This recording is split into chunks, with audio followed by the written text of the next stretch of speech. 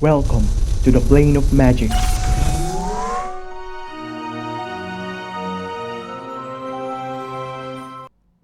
In the folklore of its plane, the Animar is the ultimate source of all life, the seed from which all creation grows. In the presence of Animar, crops blossom and herds thrive, and the wake of its wanderings determines the course of the seasons. Animar is a powerful teamwork commander that gets bigger every time you flood out the battlefield with creatures and can create synergies and combos from the creature spell reduction cost that he provides.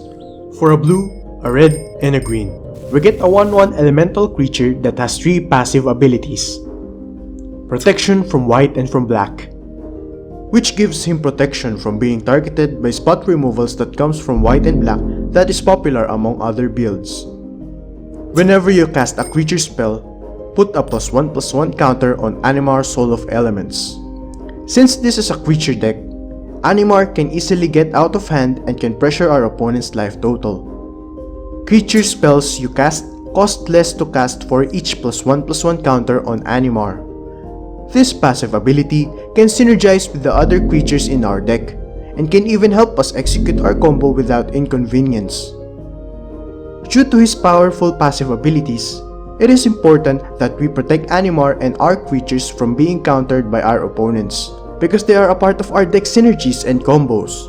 That is why Prowling Serpopard and Destiny Spinner will be a great addition in the deck to help our creatures become uncounterable. Prowling Serpopard is also uncounterable, which makes him easier to put on the battlefield when we are about to combo off.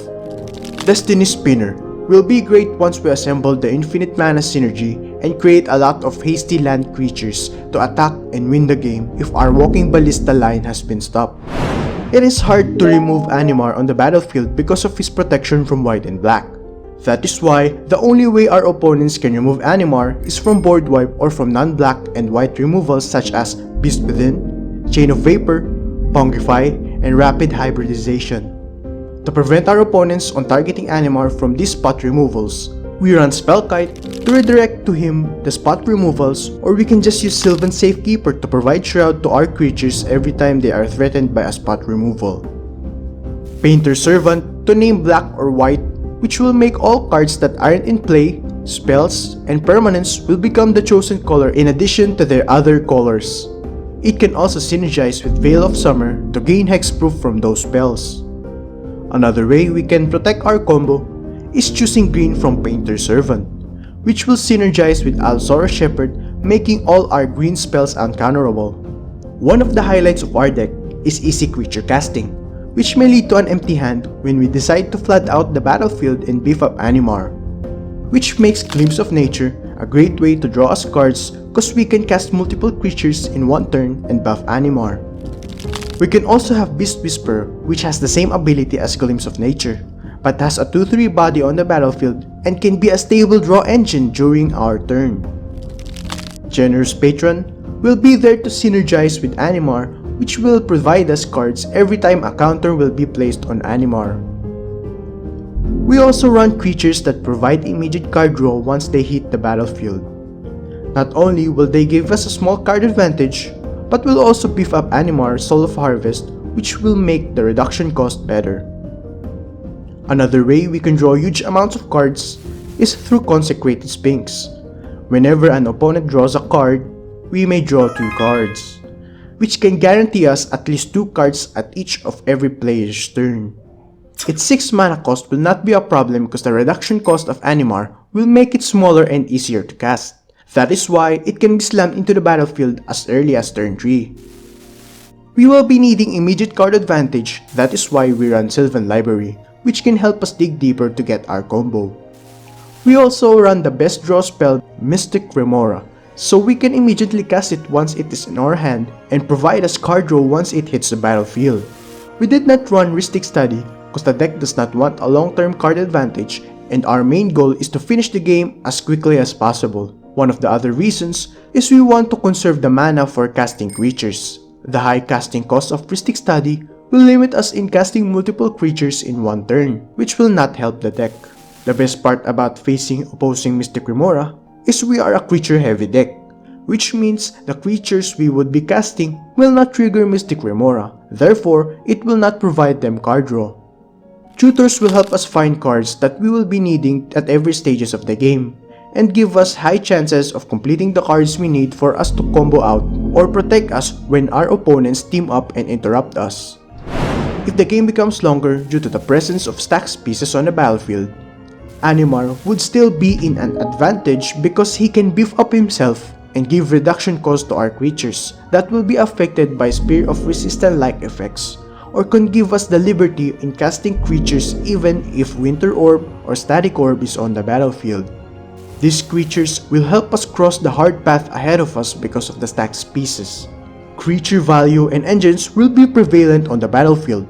Clones like Pyrexian Metamorph and Phantasmal Image can copy our ETBs or borrow our enemies' creatures. In slower games, they will be useful in duplicating card advantage engines like Timna to outvalue and grind us to the late game. Or we can just steal those creatures using Gilded Drake. Gilded Drake is an amazing efficient creature that has a number of purposes, one of which is we can steal our opponent's commanders like Najila, Kes, Tasigur, and Kenrith to prevent them from valuing out or win the game. Recursion will be one of the most important cards in the deck, because it will help us recycle our spells when our combo is countered or removed from the battlefield. The best among the two is then Protector. We can pay her morph cost for free, then later on pay for the Mega Morph to target any card from the graveyard. If the battlefield is flooded with Torn of Animist-like effects that will prevent us from casting Tutors, Fauna Shaman and Survival of the Fittest will help us search creatures and will give us the liberty in acquiring the missing pieces in our combo. Imperial Recruiter will also be there for a one-time creature search, and Spell Seeker to search for a 2-cost or less instant or sorcery that can help us once we decide to go into the Neoform line. The best way our opponents can control us is by a board wipe. That is why it is important that we leave our mana up to cast our cheap and best counter spells to counter those scenarios and prevent us from going to square one. We can also use these counter spells to interact with our opponents if they manage to set up their combo in their early turns. At the first turn of the game, we want to cast Ram spells, Mana Rocks, and Mana Dorks to consistently cast Animar during our second turn. That is why it is important that our mana would produce any of the Teamer mana, because we will not be needing the colorless mana due to the passive ability of Animar, which reduces the casting cost of creatures equal to his +1/+1 counter. Casting Animar to an early turn and risking it to be targeted by an early removal such as Path to Exile, Swords to Plowshares, Abrupt Decay, or Assassin's Trophy is not a problem because he already has a built-in protection from white and black spells. At the third turn of the game, we want to cast Ramp spells, Creature spells, and draw cards in preparation for our combo turn and beef up Animar to protect us from opposing creatures. We can also leave mana up if we are facing against deck that have a faster combo or if they were able to set up the P pieces of their combo during the first turn. Since Animar is very consistent when it comes to casting creature spells, turn 4 is one of the most ideal turn he would want to combo out, because he can easily buff himself from casting creatures and achieving a +4 counter before that turn, due to the great amount of low-cost creatures in our deck.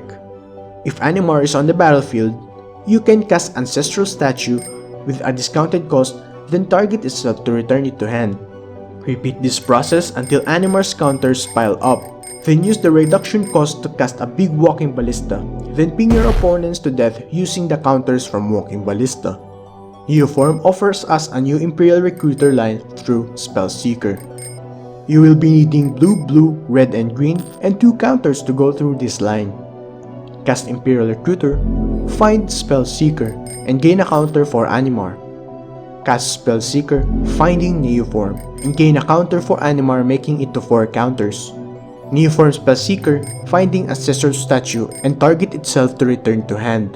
Since our cost reduction is at 4, we can cast Ancestral Statue for free. Ancestral Statue returns itself to hand. Repeatedly cast it and target itself to bounce to hand, making an infinite counter on Animar. Then, once you have piled up the counters, using Ancestral Statue's ETB, return Imperial Recruiter. Cast Imperial Recruiter, then find Walking Ballista. Then use the reduction cost to cast a big Walking Ballista, then ping your opponents to death using the counters from Walking Ballista. Getting 2 counters for Animar will not be a challenge cause we are already casting Mana Dorks during our early turns. If this combo fails, we can just use the synergy of the deck to win the game. One of its synergies is generating infinite mana using Baron and Dockside Extortionist. Cast Dockside, which must create at least 6 treasure tokens. Crack 2 tokens and sacrifice another permanent, this case target a treasure, to activate Baron and bounce Dockside Extortionist to hand. Cast Dockside Extortionist, then repeat the process, which will net you 1 treasure every time. Use the infinite mana to cast a Walking Ballista and unlipping your opponents. Or you can use the available cards in the deck to create a synergy. If you have Beast Whisperer on the battlefield when you do the Baron and Dockside Extortionist line, you can draw the deck until you gather the other cards that will finish the game. Use Destiny Spinner to animate all of your lands with haste and trample, then use Bond Beetle to put a counter on your target creature. Use Baron to keep on bouncing Bond Beetle and use the treasure tokens to keep on casting Bond Beetle to put a counter on each of the animated land until they become large enough to kill all of your opponents. Another way we can use the synergy is with Eternal Witness in our hand, and Swan Song and an instant or sorcery in our graveyard. Using the infinite treasure we have generated from Baron and Dockside Extortionist, cast Eternal Witness then target Swan Song. Bounce back to hand Eternal Witness using Baron's ability. Cast Eternal Witness, then target an instant or sorcery in the graveyard. Cast that card, then counter it using Swan Song, generating you a 2/2 bird. Repeat this process to create an infinite number of birds that can attack on your next turn. But make sure you have a good amount of counterspells in your hand to protect your creatures from board wipes. If all else fails, we can just use Animar to kill our opponents through commander damage, which is decent cause he can easily beef up himself and has a built-in protection from white and black. In general, Animar is a dedicated combo deck that can also switch into a mid-range type of strategy. Even if the game gets longer, Animar would still be in an advantage cause by that time, Animar would be so big and we will be able to cast creatures easily. Ideally, we would want 3 lands, 1 shooter, 1 draw effect, 1 ramp piece, and 1 interaction to be in the best position once the game starts. It is important to identify which hands will work and which hands will not to make sure that you will be in the best position as possible, especially our deck is a dedicated combo deck. This Deck Probe episode is dedicated to Jake Fisher. You rock! Thank you for allowing us to use your list and answering our never-ending queries. Once again, thank you and really appreciate your support to our channel. If you want to check Jake Fisher's Animar deck list, please check the description. Every month, there will be an awesome subscriber and supporter of our channel that will be chosen and will get a chance to feature their CEDH deck in our channel. Please comment down below and subscribe to participate. I hope you liked this video. Don't forget to subscribe and ring the notification bell to keep you notified when I upload videos. If you want me to keep making this type of video, please hit the like button so I would know. You can also support our channel by following our Facebook page, The Plane of Magic. Subscribe to our Moxfield account, Master of Disaster. If you have questions, suggestions on how I can improve my content and my audio, please comment down below. All comments will be highly appreciated because it will help our channel improve and grow. Or you can contact me via my Discord account, Master of Disaster. Thank you and welcome.